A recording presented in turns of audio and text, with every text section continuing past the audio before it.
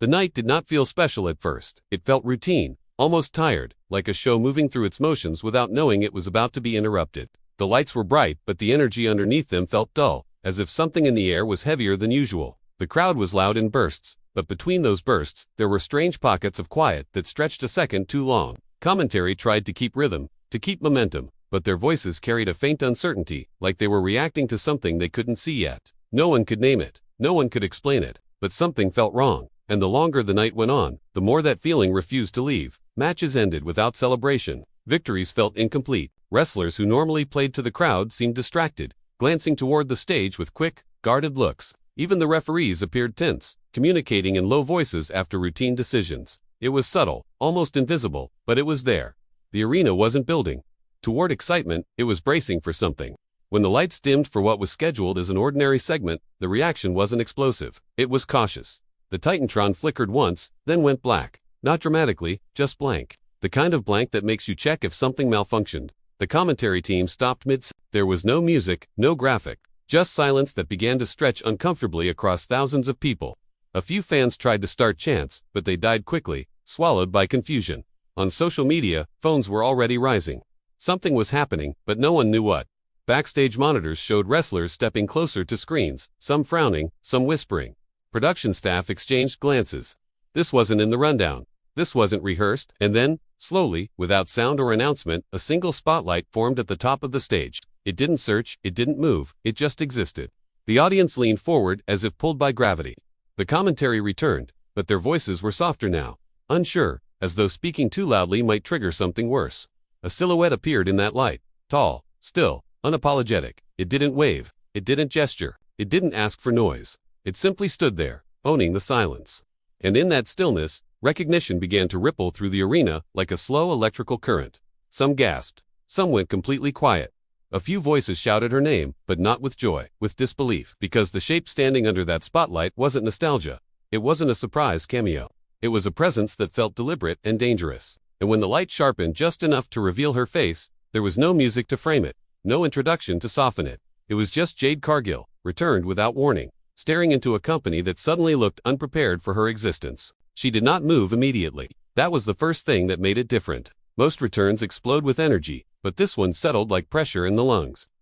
Jade Cargill stood under that light as if she had all the time in the world, as if the arena belonged to her simply because she decided to step back into it. Her expression was unreadable, not angry, not smiling, just focused in a way that made people uncomfortable. The commentary tried to process what they were seeing, their voices overlapping, questioning whether this was official, whether this was planned.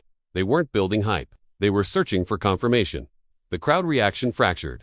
Some fans rose to their feet in stunned awe, clapping without rhythm.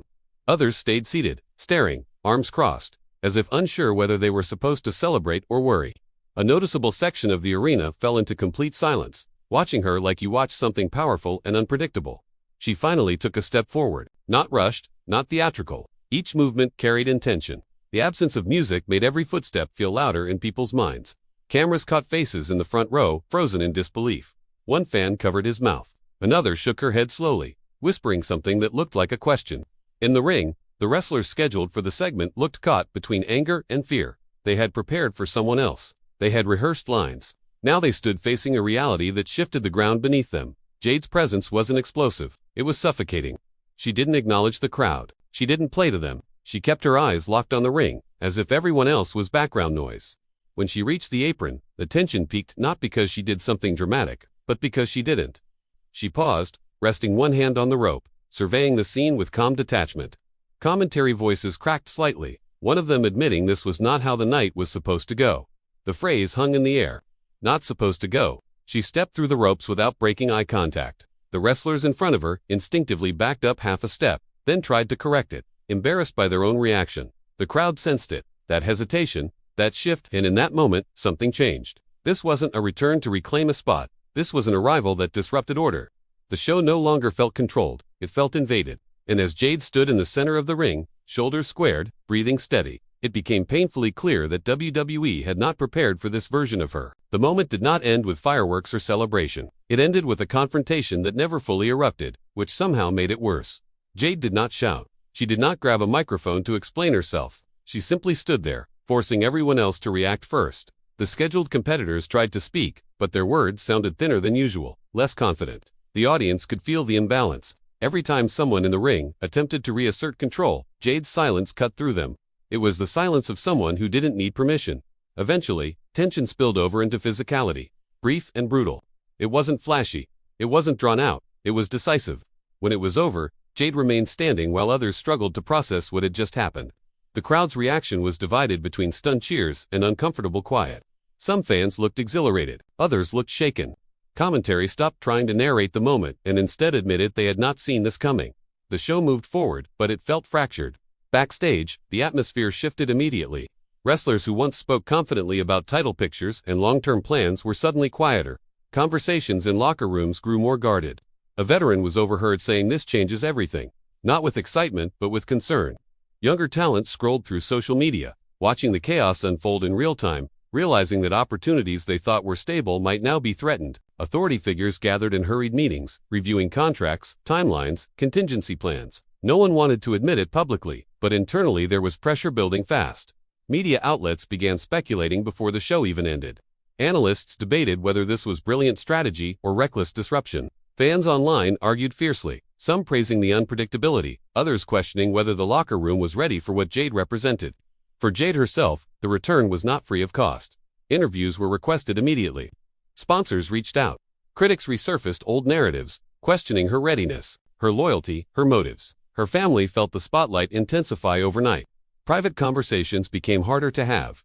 Every move she made was analyzed. And inside the locker room, the tension remained thick. Some wrestlers respected her dominance. Others resented it. A few feared it, because her return wasn't just about winning matches. It was about altering trajectories. It was about reminding everyone that security in this industry is temporary. By the time the show faded off air, the feeling from the beginning of the night made sense. It hadn't been technical issues. It hadn't been coincidence. It had been the sense that something irreversible was about to happen. And now that it had, no one seemed certain how to move forward. In the days that followed, the company tried to regain balance, but balance is fragile when power shifts unexpectedly. Internal meetings grew longer. Creative plans were rewritten. Storylines that had been building for months were quietly adjusted. Some talent found themselves suddenly pushed into defensive positions, cutting interviews that felt more like justifications than promotions. Others attempted to align publicly with Jade, calculating whether association would protect or elevate them. The locker room divided subtly, not into loud factions, but into quiet camps of belief and doubt. A respected champion admitted off the record that this return forced everyone to reassess their limits. A rising contender questioned whether hard work alone was enough anymore. Authority figures faced mounting pressure from executives who wanted assurance that this disruption would translate into growth, not instability. Media coverage intensified. Headlines labeled it the most dangerous return in WWE history, not because of violence, but because of consequence. Analysts debated whether Jade's presence exposed vulnerabilities within the system. Fans dissected every appearance she made afterward, searching her body language for clues. Was she satisfied? Was she calculating? Was she carrying something heavier than ambition? Jade remained composed in public, answering questions with measured.com, refusing to fuel narratives that tried to paint her as either savior or threat. But the weight of expectation was undeniable. Legacy is a burden when everyone expects transformation. Her family watched interviews knowing each word would be scrutinized. Friends noticed the fatigue in her eyes during private moments. The pressure wasn't just professional, it was personal. In the ring, competitors approached her differently now. There was less bravado, more caution. Some matches felt tighter, more urgent, as if opponents were fighting not just to win, but to survive relevance. Commentary no longer sounded confused. It sounded careful. They chose words thoughtfully, aware that exaggeration could backfire. The audience reaction evolved to no. The initial shock faded, replaced by something more complex: respect, wariness, curiosity. Jade had not simply returned. She had forced an entire ecosystem to adjust around her. And yet, with each appearance, the question lingered whether this dominance was sustainable or if it would provoke a response strong enough to challenge it. Because disruption invites resistance. And resistance in WWE has a history of being relentless. The company projected confidence outwardly, but internally there was recognition that control had shifted, even if only slightly. The night of her return had created a fracture line. And fractures, once formed, rarely disappear completely. Weeks later, the memory of that silent spotlight still lingered in conversations. Not as a highlight clip, but as a turning point people referenced cautiously. Wrestlers adjusted their training intensity. Contracts were renegotiated with sharper awareness. Authority figures monitored metrics obsessively, measuring whether this risk was paying off. Jade continued to perform with the same controlled presence that defined her return, neither overreaching nor retreating. Yet beneath the surface, there was constant evaluation. Could she carry the weight of being labeled the most dangerous return in WWE history? Danger in this context wasn't about physical harm. It was about destabilization. It was about forcing change before people felt ready. In interviews, she spoke about standards, about accountability, about not asking permission to take space. Some praised her honesty. Others interpreted it as confrontation. The locker room tension never fully disappeared, but it matured into something more strategic. Rivals studied her patterns. Veterans observed her patience. Younger talent wondered whether aligning with her philosophy meant security or isolation. The audience remained divided in a way that felt healthy yet volatile. Cheers were loud but not universal. Silence still appeared in moments when she stood too still for too long, reminding everyone of that first night. The company marketed her carefully, aware that overexposure could dull the edge that made her return impactful. Privately, Jade confronted the cost of carrying such a narrative. Family dinners were interrupted by headlines. Private frustrations had to remain private. Confidence required maintenance. Legacy required endurance. The industry thrives on momentum, but momentum can be unforgiving. The question no one voiced publicly was whether the system would eventually push back hard enough to test her resolve beyond performance. Because when someone changes everything, the environment eventually demands proof that the change was necessary. And as months passed, it became clear that her return had not simply shocked the industry. It had exposed its fragility. The uneasy feeling from that night never fully faded. It transformed into awareness. Awareness that stability is temporary. Awareness that power shifts quietly before it becomes obvious.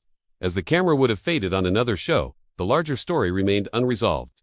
Jade Cargill stood at the center of a company that looked different because of her, yet still uncertain how to define her.